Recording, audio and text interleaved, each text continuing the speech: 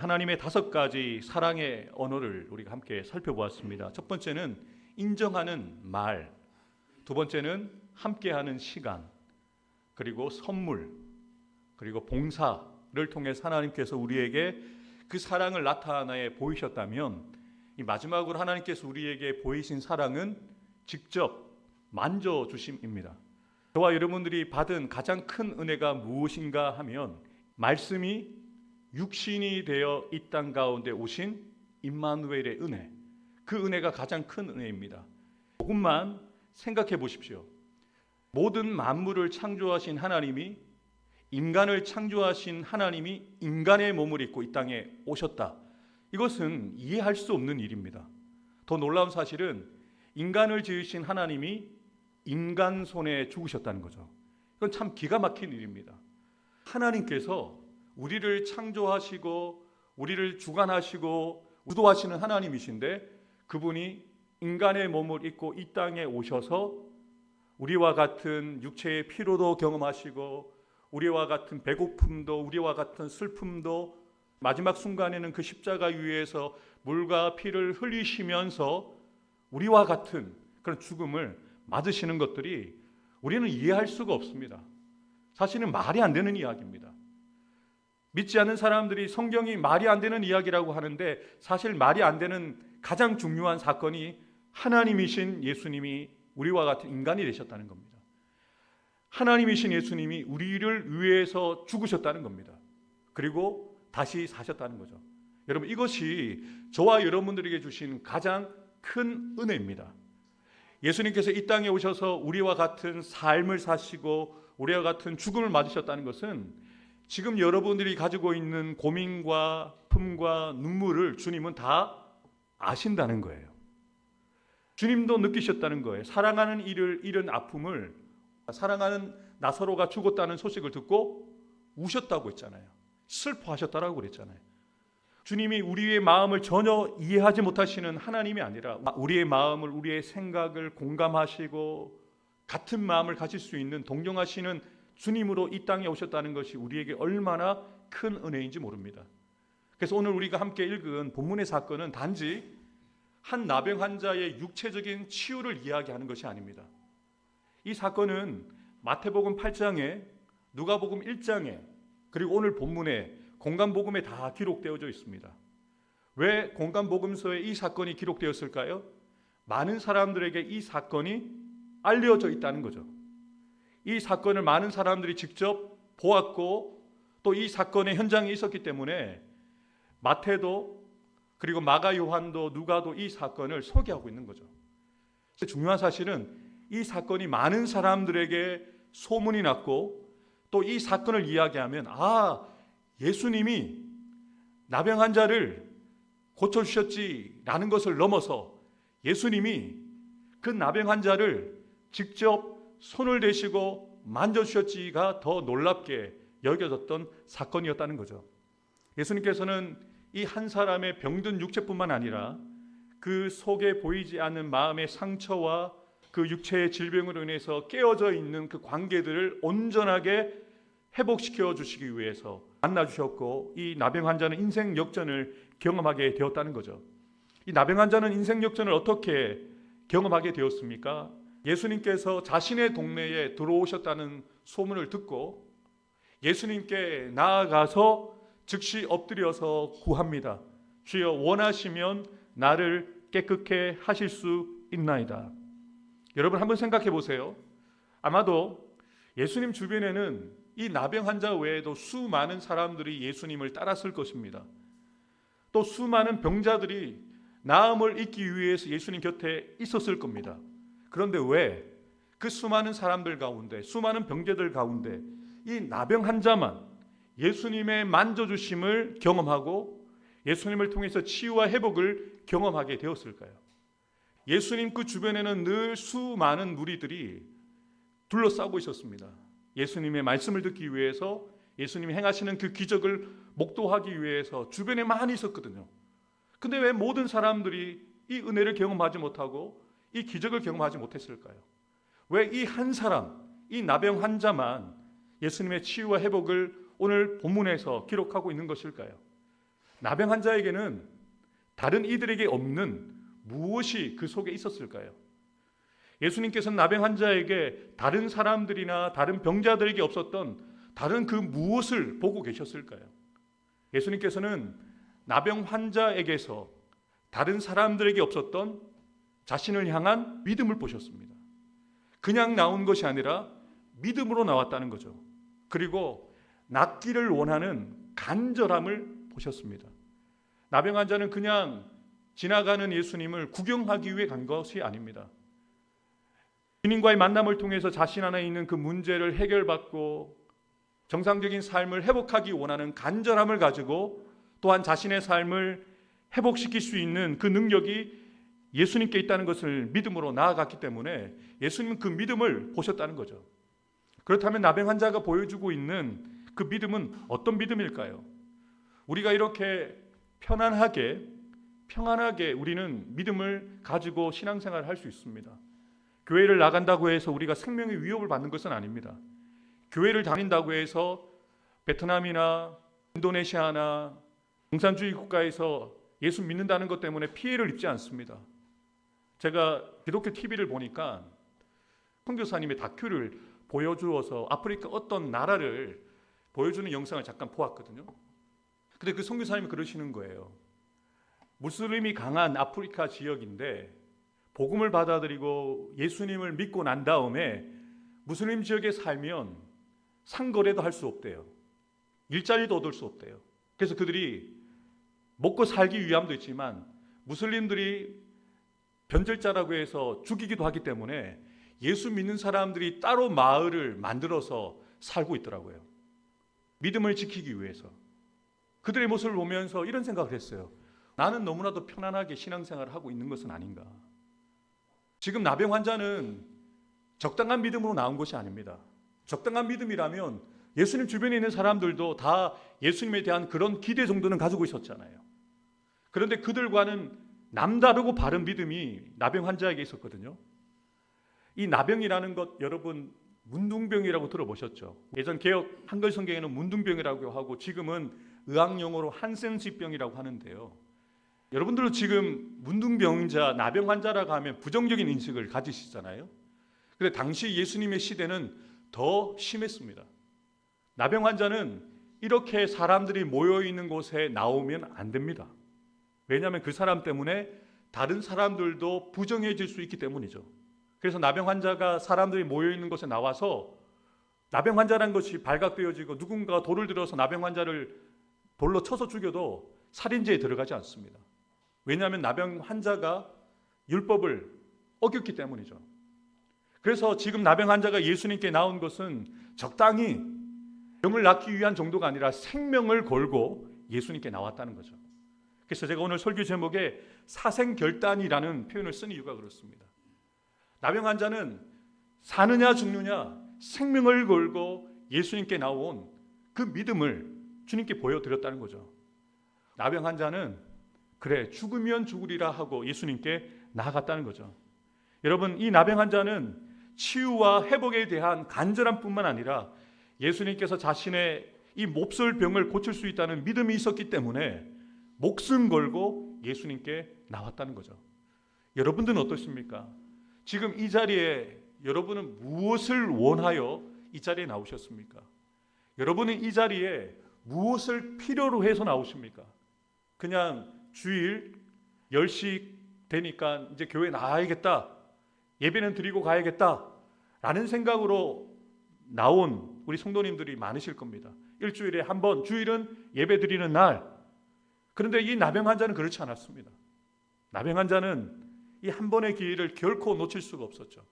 죽을 때 죽더라도 예수님 만나고 예수님 만나게 되었을 때 내 병이 나음을 입을 것을 믿고 사생결단하는 마음으로 죽을 각오를 하고 생명 건 믿음으로 주님 앞에 나아갔던 거죠.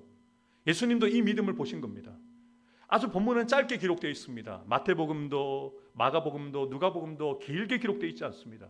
그런데 예수님이 이미 이 나병 환자의 이 중심을 보셨고 아셨기 때문에 굳이 설명할 필요가 없었던 거죠. 나병 환자가 주님 원하시면 나를 깨끗게 하실 수 있나이다 라고 고백했을 때 이 말에 진의를 주님은 이미 파악하셨어요. 어떤 마음으로 무엇을 원하고 또 자신이 원하는 것을 내가 어떻게 할 수 있는지를 어떤 마음으로 가지고 나왔는지를 알고 계시는 거죠. 그래서 예수님께서 이렇게 말씀하십니다. 예수께서 손을 내밀어 그에게 대시며 이르시되 내가 원하노니 깨끗함을 받으라 하신대 나병이 곧 떠나니라. 아멘. 예수님께서 말씀 한마디만 하셔도 충분히 나병을 고치실 수 있습니다. 나사로야 나오라 말씀 한마디로 죽은 나사로를 살리신 예수님이시잖아요. 예수님은 지금 나병 환자가 원하시면 나를 낫게 하실 수 있습니다. 깨끗하게 하실 수 있습니다. 라고 소원을 아뢰었을 때 그냥 그 말을 들으시고 율법에서는 나병 환자를 만지는 사람도 부정하다고 하니까 율법을 지켜야 되니까 굳이 만지시지 않는 것이 좋습니다. 그런데 성경은 분명하게 기록하죠. 예수께서 손을 내밀어, 여러분 이것을 그냥 일반적으로 보시면 안 됩니다. 예수님께서 손을 내밀려고 하셨을 때 아마 곁에 있던 제자들이 예수님의 손을 잡았을 거예요. 예수님 안 됩니다. 예수님 나병 환자 만지면 안 되는 거 아시잖아요. 만지시면 안 돼요. 이렇게 말렸을 수도 있습니다. 근데 예수님은 굳이 손을 내밀어서 나병 환자의 그 몸을 만지십니다. 아마도 저는 얼굴을 만지셨을 것 같아요. 고개조차 들지 못하는, 사람들의 시선을 피하고 예수님의 얼굴도 제대로 쳐다보지 못하는 그 나병 환자의 얼굴을 직접 자신의 눈에 맞추시면서 말씀하셨을 거예요. 내가 원하노니 깨끗함을 받으라. 여러분들 이 상황들을 한번 상상해 보시라고 하는 이유가 있어요. 의사도 아주 딱딱하게 진료 보는 의사들 있잖아요. 감기입니다. 처방전 써드릴 테니까 약 받아서 3일 동안 잘 드시면 괜찮을 거예요. 이렇게 말씀하시는 분이 좋아요. 아이고 힘드셨겠네요.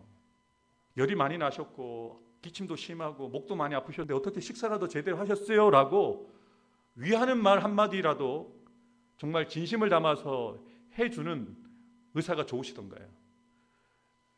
저희 집 근처에 보니까 내과가 하나 있던데 그 선생님은 제가 처음에 말씀드린 그런 의사 선생님이에요. 딱 진단 딱 내리고 처방전 딱 주고 난 다음에 길게 얘기를 하지 않아요. 그런데 저희 가정이 주치의처럼 생각하는 선생님이 하나 있거든요. 해운대에 있는 내과에 꼭 거기를 갑니다. 거기를 가면 우리 가족력을 다 알고 있어요. 병력을 다 알고 있고 또 이번에 저희 아내가 병원에 가게 된 것도 그 선생님이 피 검사를 좀 자세히 한번 받아봐라. 그렇게 해서 이제 검사 받고 병원을 가게 됐는데 이번에도 가니까 그 의사 선생님이 그렇게 얘기했다는 거예요. 그냥 환자를 고객 한 사람으로 보는 게 아니라 따뜻한 마음을 가지고 정말 안타까운 마음을 가지고 치료하고자 하는 그 의사 선생님을 만날 때도 기분이 좋은데요. 지금 예수님은 그냥 수많은 사람들 중에 한 사람 말씀 한마디로 고쳐주시고 끝내셔도 전혀 문제가 되지 않습니다. 그런데 예수님 그러지 않으셨어요. 직접 손을 내밀어서 그에게 손을 대시면서 만져주시면서 아주 크게 말씀하지 않으셨을 거예요. 그의 귀에만 들릴 정도로 내가 원하노니 깨끗함을 받으라. 여러분 이는 단지 육체의 치유만이 아니라 그의 질병으로 인해서 그가 가지고 있었던 내면의 아픔과 고통을 같은 마음을 품으시면서 같이 그 눈물로 따뜻하게 만져주실 뿐만 아니라 그가 마음에 품고 있었던 그 소원에 응답해 주신 거죠. 그가 가장 원했던 것은 병의 나음이었지만 사실 그에게 필요한 것은 따뜻한 사람의 온기였거든요. 자신을 사람으로 인정해주는 사람이 지금까지 없었거든요. 자신을 죄인 취급했거든요. 자신을 부정하다라고 자신이 지나가는 곳은 사람들이 홍해가 갈라지는 것처럼 부정해지지 않으려고 피해 다녔거든요. 그런데 나병에 걸린 이후에 처음으로 자신을 인간 대접해준 분이 바로 예수님이었거든요. 육체의 나음도 나음이지만 낫기 이전에 이미 나병 환자는 충격을 받았을 거예요. 예수님 나를 만지시면 안 되는데 아마 나병 환자도 뒷걸음 쳤을 거예요. 예수님 안 됩니다. 저를 만지시면 부정합니다. 라는 그런 행동을 취했을 거예요. 근데 예수님은 자신을 피하는 그 나병 환자를 따라다니면서 손을 대시면서 만져주신 거죠. 그에게 필요한 사랑을 그에게 나타내 보이신 거죠. 나병 환자에게 필요한 것은 육체의 치유도 치유지만 인정과 사랑이 필요했거든요. 그 누구도 나병 환자를 위하지 않았고 그의 편이 되어지지 않았지만 오직 예수님 한 분만은 끝까지 나병 환자의 편을 들어주셨던 거죠. 사랑하는 성도 여러분, 어찌 이 나병 환자만 이 힘겨운 인생을 살아왔다고 말할 수 있겠습니까? 어찌 보면 이 땅을 살아있는 모든 사람들이 이 고난과 아픔과 슬픔의 그런 연속을 살아가고 있고 또 수많은 사람들 속에 함께 있지만 외로움을 느끼면서 살아갈 수밖에 없다는 거죠. 하나님의 은혜로 믿음으로 말미암아 구원받고 하나님의 자녀 되어진 저와 여러분들도 매일매일의 일상이 너무 고달픕니다. 내가 원하는 대로 뜻하는 대로 되어지지 않은 것들이 얼마나 많은지요. 어디가 아파서 병원 갔는데 치료가 되고 완쾌가 되어졌다고 정말 좋아하고 병원을 나오는데 또 다른 곳이 아프기 시작합니다. 여러분, 우리 인생이라는 것이 결코 만만하지 않죠. 나병 환자처럼 저와 여러분들에게도 그래서 예수님의 살려주시는 이 만져주심이 필요하다는 겁니다. 주님이 저와 여러분들도 만져주셔야 된다는 거죠. 여러분의 가정을 만져주시고 여러분의 직장과 일터를 만져주시고 우리 교회를 만져주셔야만 한다는 거죠. 저는 이 본문을 묵상할 때마다 저는 이 말씀이 기억이 납니다.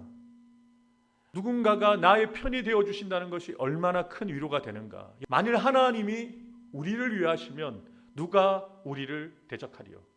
하나님의 변함없는 사랑, 하나님의 그 크신 사랑을 노래하는 사도 바울의 고백 가운데 정말 핵심적인 고백이죠. 하나님이 우리를 위하시면 누가 우리를 대적할 것인가. 제가 좋아하는 미국의 기독교 작가이자 텍사스 오크 힐스 교회 담임 목사인 맥스 루케이도 목사님이 위로라는 아주 얇은 책을 썼어요. 이 책의 내용 가운데 일부를 제가 발췌해서 소개를 좀 해드리겠습니다. 이 책은 2001년 벌써 25년이 지났죠. 9.11 테러가 일어난 이후에 수많은 사람들이 생명을 잃었잖아요. 비행기에 탑승하고 있었던 사람들, 그리고 건물 안에 있었던 사람들을 구출하기 위해서 들어갔던 소방대원들, 얼마나 많은 사람들이 죽었습니까? 왜 이런 고난을 나에게 주시는가? 왜 이런 고난을 우리 미국에 주시는가? 사람들은 Why라는 질문을 던질 때 그 고통 중에 있는 아픔 중에 있는 사람들을 위로하기 위해서 위로라는 책을 목사님이 쓰셨거든요. 그러면서 이런 내용을 쓰셨어요. 만일 하나님이 우리를 위하시면 누가 우리를 대적하리요?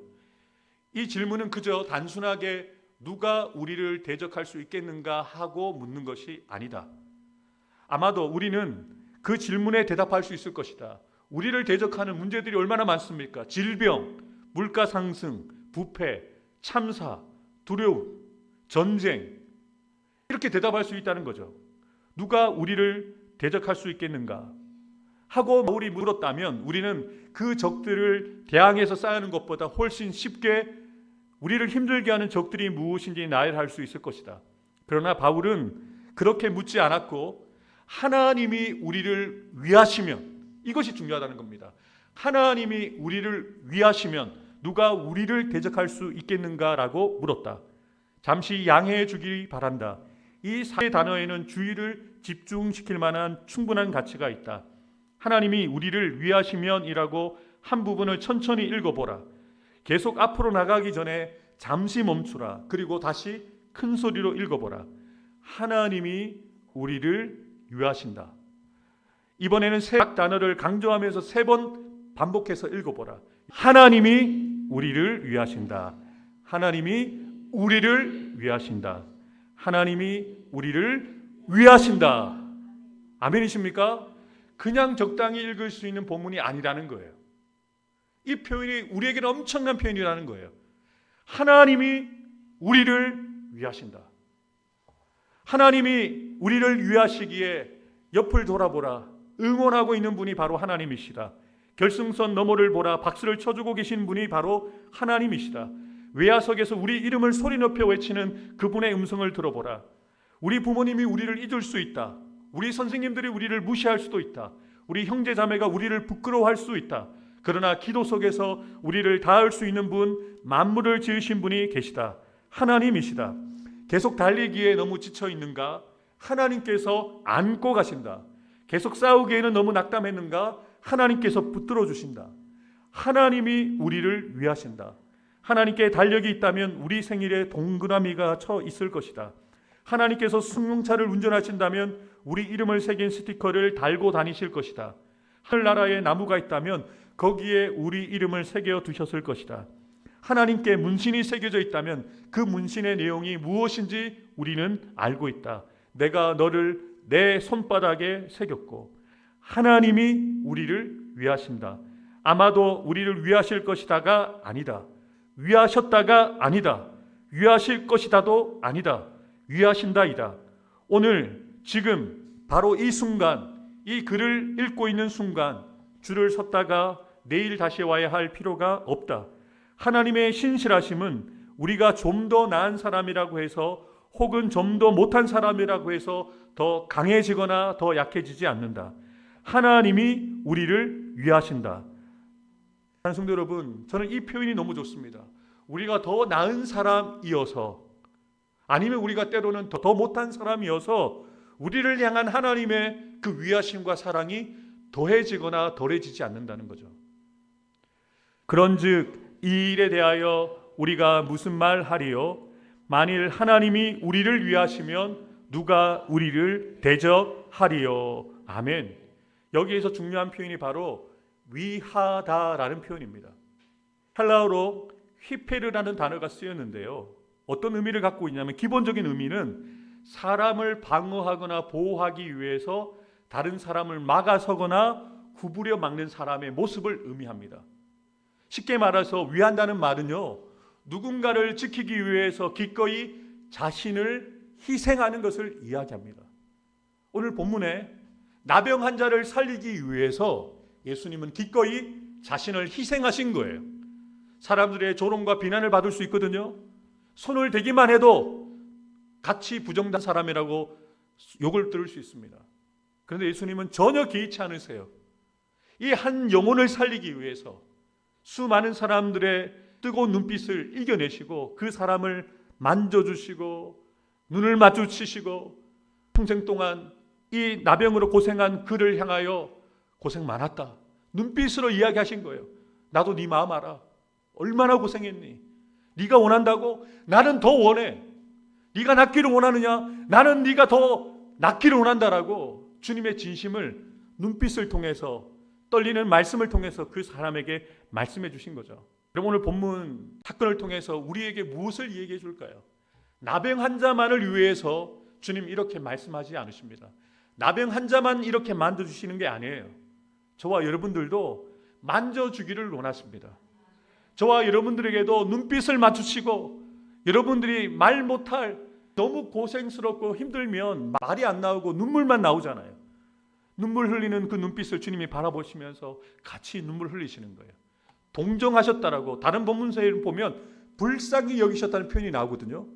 불쌍히 여기셨다는 표현은 좀 더 가진 사람이 없는 사람에 대해서 측은히 여기는 마음이 아닙니다. 성경적인 용어는 동정이라는 표현인데요. 국률이라는 표현인데요. 그 사람의 마음과 같은 마음을 갖는 거예요. 무슨 말입니까?